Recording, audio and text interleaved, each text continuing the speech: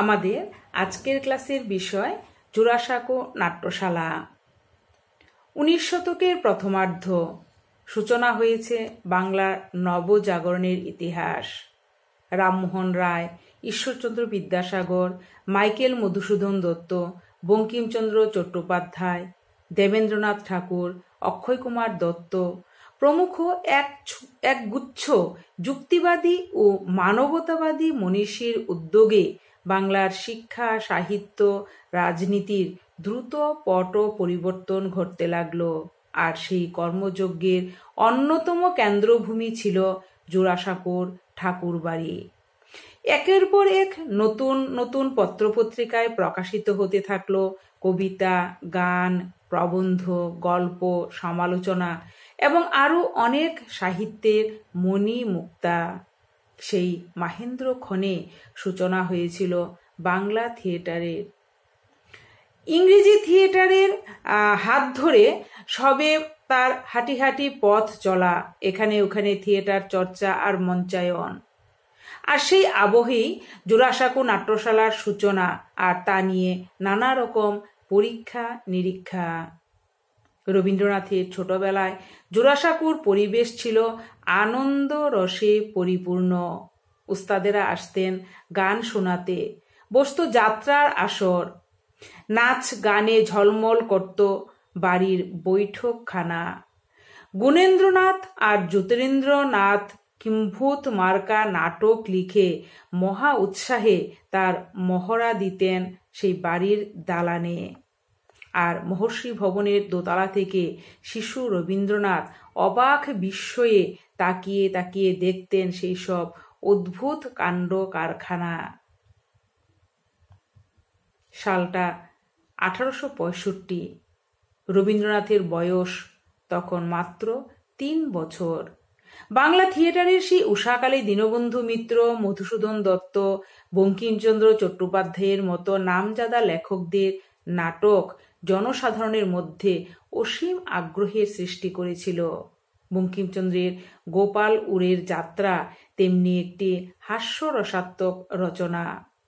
তৎকালীন কলকাতায় অনেক ধনী বাড়িতেই থিয়েটারের দলকে আমন্ত্রণ জানানো হতো শুধুমাত্র বিনোদনের উদ্দেশ্যে।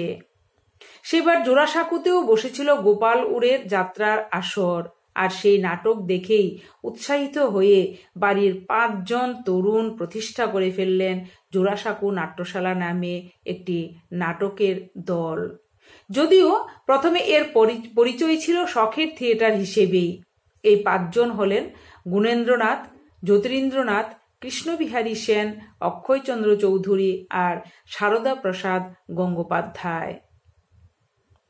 ঠাকুরবাড়ির সঙ্গে থিয়েটারের যোগবন্ধনের শুরু অনেক আগে, সেই দ্বারকানাথ ঠাকুরের আমল থেকেই। তিনি ছিলেন চৌরঙ্গী থিয়েটার এবং শাশুসি থিয়েটারের অন্যতম পৃষ্ঠপোষক। নানা সময়ে পাথুরিয়াঘাটা ঠাকুরবাড়িতেও নাটকের আসর বসত। সেখানে মহা সমারোহে অভিনয় হতো মাইকেল মধুসূদন দত্তের শর্মিষ্ঠা, কৃষ্ণকুমারী ইত্যাদি নাটকের। গোপালুরের যাত্রা দেখবার পরের দিন সকালে জ্যোতিরিন্দ্রনাথ তার সাঙ্গপাঙ্গদের ডেকে নিজের ভাবনার কথা বললেন, অর্থাৎ নতুন থিয়েটারের দল তৈরির কথা প্রস্তাব করলেন। প্রস্তাবে সাই দিলেন সবাই। নামকরণও হয়ে গেল সঙ্গে সঙ্গে। জোড়াসাঁকো নাট্যশালার উদ্যোক্তা 5 জনকে বলা হতো কমিটি অব 5। মাইকেল মধুসূদন দত্তের কৃষ্ণকুমারী নাটক দিয়ে শুরু হলো জোড়াসাঁকো নাট্যশালার পথ চলা। এই নাটকে অহল্যাবাইয়ের চরিত্রে অভিনয় করে জ্যোতিরিন্দ্রনাথ ঠাকুর দর্শকদের কাছ থেকে বিপুল প্রশংসা অর্জন করেছিলেন। এরপরের নাটক মাইকেল মধুসূদন দত্তের লেখা একই কি বলে সভ্যতা ও অত্যন্ত গৌরবের সঙ্গে এই নাট্যশালায় অভিনীত হয়েছিল। 2টি নাটকের সফল মঞ্চায়নের পরে নতুন নাটকের খোঁজে ইন্ডিয়ান ডেইলি নিউজ পত্রিকায় 1865 সালের 22 জুন একটি বিজ্ঞাপন দেওয়া হলো। সেখানে বহুবিবাহ প্রথাকে অবলম্বন করে একটি নাটক রচনা প্রতিযোগিতার আহ্বান করে ঘোষণা করা হয়েছিল যে নির্বাচিত নাটকের লেখককে 200 টাকা পুরস্কার দেওয়া হবে। কিন্তু কোনো এক অজ্ঞাত কারণে উদ্যোক্তারা এই অভিনব প্রতিযোগিতা বাতিল করে তৎকালীন প্রসিদ্ধ নাট্যকার রামনারায়ণ তর্করত্নকে নতুন নাটক লেখার দায়িত্ব দিলেন। রামনারায়ণ তর্করত্ন কিছুদিনের মধ্যেই বহু বিবাহ সহ নানা সামাজিক কুপ্রথাকে অবলম্বন করে রচনা করলেন নবনাটক শিরোনামের লোকশিক্ষামূলক নাটকটি। 1873 সালের বৈশাখ মাসে নবনাটকের অভিনয় জোড়াসাঁকো নাট্যশালার অন্যতম কীর্তি। দীর্ঘ 7-8 মাস ধরে মহা সমারোহে এই নাটকের মহড়া চলছিল। নানা চরিত্রে অংশ নিয়েছিলেন ঠাকুরবাড়ির আত্মীয় স্বজন ও বন্ধু বান্ধবেরা। বাড়ির দোতলায় মঞ্চস্থ নাটকের স্টেজটাকে সাজানো হয়েছিল বিশিষ্ট শিল্পীদের আঁকা নানা ধরনের ছবি, রঙিন কাপড়, ফুল আর লতাপাতা দিয়ে। দেওয়ালে ছিল গেঁথে রাখা জীবন্ত জোনাকির মালা। জ্যোতিরিন্দ্রনাথের উপরে ভার পড়েছিল কনসার্ট বাজানোর আর নটির ভূমিকায় অভিনয় করার। অন্যান্য চরিত্র অভিনেতাদের মধ্যে ছিলেন অক্ষয় মজুমদার, নীলকমল মুখোপাধ্যায়, যদুনাথ মুখোপাধ্যায়, অমৃতলাল মুখোপাধ্যায়। তখনকার দিনে রেওয়াজ অনুযায়ী মেয়েদের ভূমিকাতে ছেলেরাই অভিনয় করেছিলেন। তাদের সাজ পোশাক এতটাই অভিনয়ের সময় নিখুঁত হয়েছিল যে সাহেবরা পর্যন্ত তাদের মেয়ে ভেবে ভুল করেছিলেন। অসাধারণ কমেডিয়ান অক্ষয় কুমার মজুমদার অভিনয় করেছিলেন নাটকের মুখ্য চরিত্র গবেশ বাবুর ভূমিকা। তবে নাটকটি এতই উচ্চাঙ্গের হয়েছিল যে সভাপতি পেরিচাঁদ মিত্র লেখককে 500 টাকা পুরস্কার দিয়েছিলেন। জোড়াসাঁকো নাট্যশালার অন্যতম পৃষ্ঠপোষক ছিলেন গণেন্দ্রনাথ ঠাকুর। টানা 9 রাত্রি এই নাটক অভিনয় হয়েছিল। তবে এই নাটকের নবম তথা শেষ অভিনয়টি হয়েছিল জোড়াসাঁকোর বদলে ব্যারিস্টার জ্ঞানেন্দ্র মোহন ঠাকুরের বাড়িতে। সমাজের বহু গণ্যমান্য দেশি বিদেশি অতিথিকে নাটক দেখবার জন্য আমন্ত্রণ জানানো হয়েছিল সেই সময়।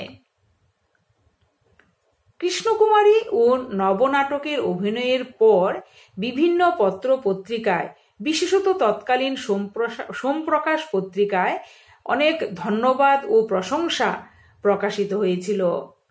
এ থেকে সহজেই অনুমান করা যায় যে জোড়াসাঁকো নাট্যশালা অভিনয়ে প্রথমত বাস্তব রীতি অনুসরণ করেছিল।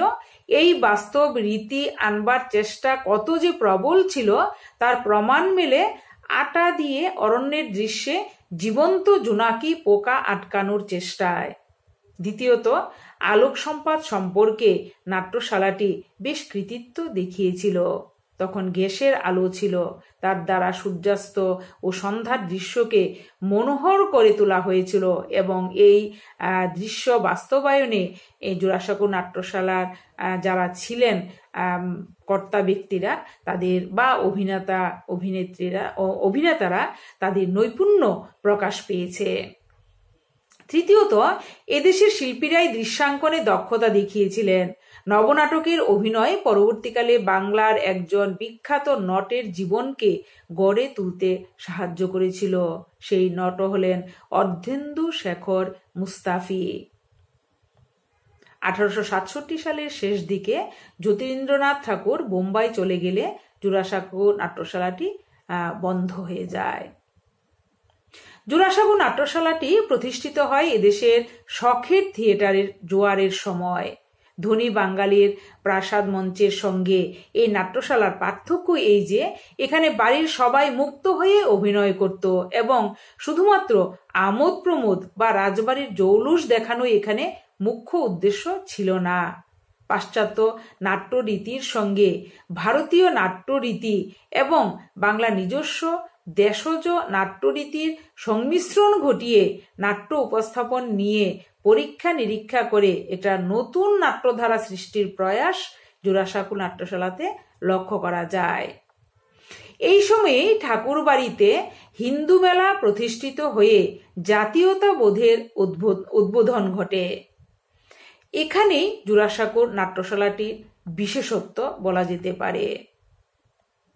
হিন্দু মহিলাদের অবস্থা ও অসহায়তা এবং পল্লীগ্রামের জমিদারগণের অত্যাচার, এই দুটি বিষয়ে ভালো নাটক রচনার জন্য পুরস্কার ঘোষণা করে এই নাট্যশালা। ইন্ডিয়ান মিরর পত্রিকায় 1865 সালের 15 জুলাই বিজ্ঞাপন দেওয়া হয়। রামনারায়ণ তর্করত্ন বহুবিবাহ বিষয়ে নবনাটক রচনা করেন। এর আগেই আমরা এই সম্পর্কে আলোচনা করেছি। অল্প দিনের মধ্যে 200 টাকা পুরস্কার এবং সম্বর্ধনাও তিনি লাভ করেন। রামনারায়ণ তর্করত্ন এর আগে কুলীন প্রথার বিষময় ফল বিষয় অবলম্বনে কুলীন কুল সর্বস্ব নাটক রচনা করে প্রচুর খ্যাতি এবং পুরস্কার লাভ করেছিলেন। নবনাটক রচনার জন্য জোড়াসাঁকো ঠাকুরবাড়িতে 1866 সালের 6 মে পেরিচাঁদ মিত্রের সভাপতিত্বে এক অনুষ্ঠানে রামনারায়ণ